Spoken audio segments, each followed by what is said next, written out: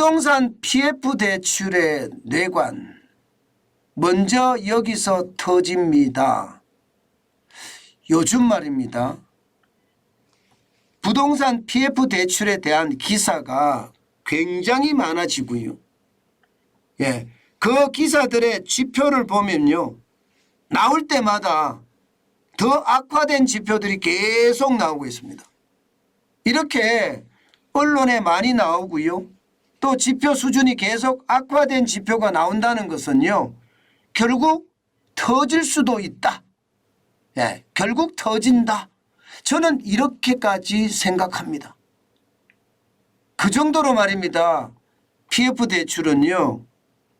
아침에 제가 세상을 바꾸는 뉴스를 할 때도 잘 빠지지 않는 오히려 자주 등장하는 주제다. 이렇게 이야기할 수가 있는 겁니다. 이번엔 또 어떤 지표가 나왔나 하면요. 예, 바로 이 지표입니다. 전월 대비 2월 준공 후 미분양 증가율입니다. 이 준공 후 미분양은요. 아파트를 다 지어놨는데 분양이 안 된 거예요. 남들은 입주하는데 빈집이 있다는 거예요. 이거는 분양 중에서도 악성 분양이라고 이야기할 수 있거든요. 이렇게 되면 건설회사들의 돈이 미분양에 잠길 수밖에 없습니다. 예, 미분양에. 그런데 이게 말입니다. 1월 대비해서 2월에 보니까 13.4%가 늘어났습니다. 13.4%. 굉장히 많이 늘어났죠. 이것을 굉장히 충격적으로 시장에서는 보고 있다는 겁니다. 예, 실제로도 보면 말입니다.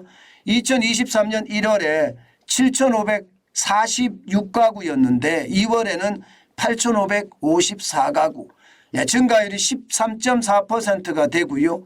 예, 108가구가 준공 후 미분양, 악성 미분양이란 뜻입니다. 그러면 여러분, 이 악성 미분양이 터질 가능성 굉장히 크다. 이렇게 이야기할 수가 있겠죠. 돈이 오랫동안 잠기니까 말입니다. 더 심각한 것은요. 이 정부 국토교통부에서 준공 후 미분양을 찾아내는 것보다 민간에서 찾아내는 것. 다시 말해서 정부가 발표하는 지표보다 민간의 지표는 다르다는 것을 차이가 어마어마하게 난다는 겁니다. 준공 후 미분양에 대한 거 말입니다. 여러분 이거 한번 보세요. 준공 후 미분양 물량 집계입니다. 민간 차이가 국토교통부는 7,546가구라고 했나요? 7,546가구. 그런데 빅테크 플러스는요. 만이에요. 만 7,523가구입니다. 무려 민간 차이가 132.22%, 2.3배가 넘고요. 예, 실제 채수도 보면 9,977채가 차이가 납니다.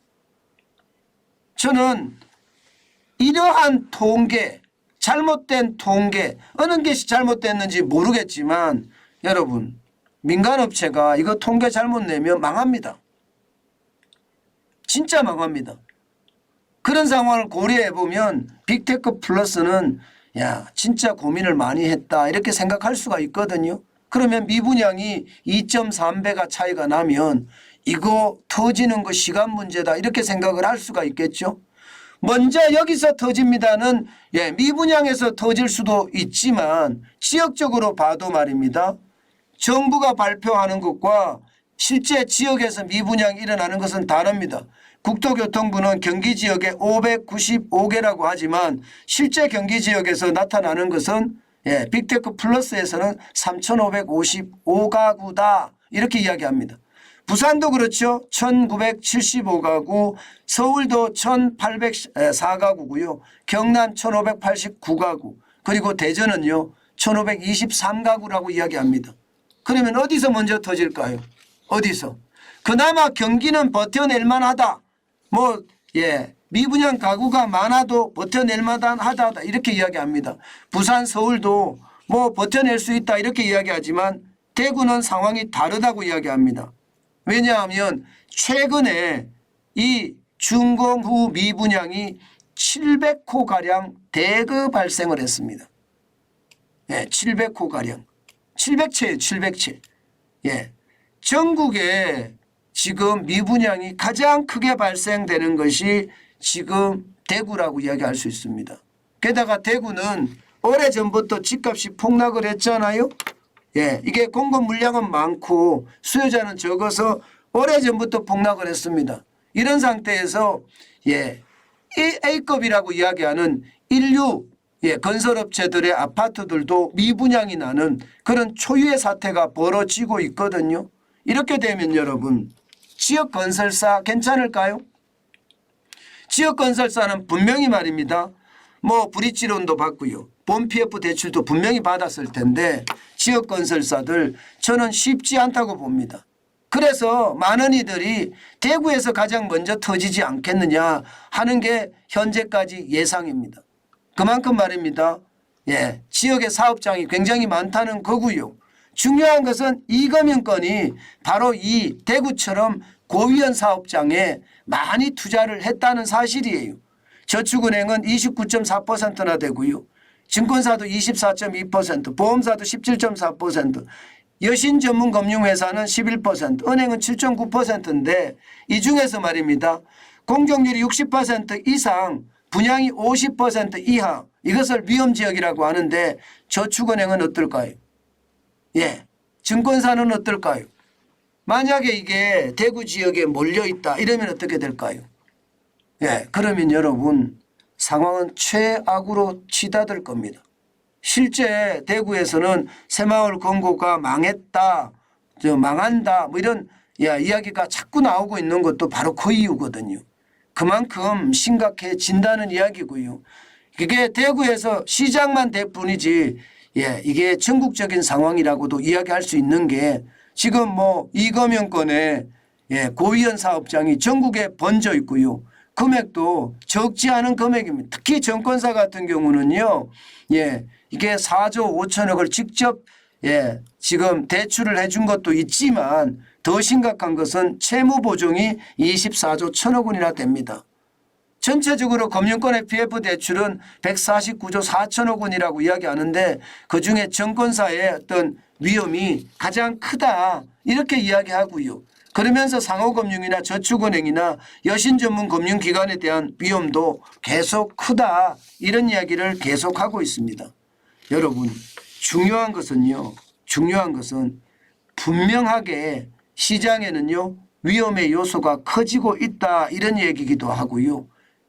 게다가 지방에 있는 중소건설사는요 16.7%가 연수입입니다. 이자도 갚지 못하는 한계 기업으로 지금 분류가 된다 이렇게 이야기합니다.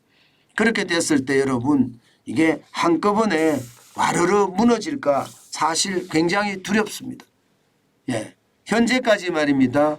PF 대출에 대한 위기성 굉장히 많이 이야기하지만 점점 더 그 지표들이 나빠지는 것을 보면 자칫 잘못하면 이게 펑 하고 한꺼번에 터질 가능성도 있다 이렇게 말씀드릴 수 있을 것 같습니다.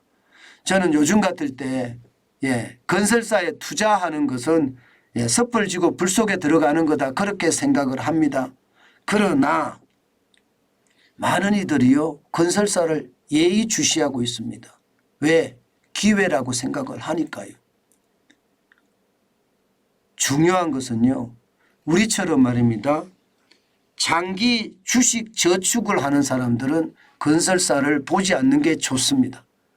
전문 투자자들, 전업 투자자들, 전문가들 이런 사람들은 많이 떨어졌으니까 한번 치고 빠지자는 생각을 할 수 있지만 우리 같은 사람들은 조심하고 또 조심해야 된다는 것 분명히 아셨으면 좋겠습니다.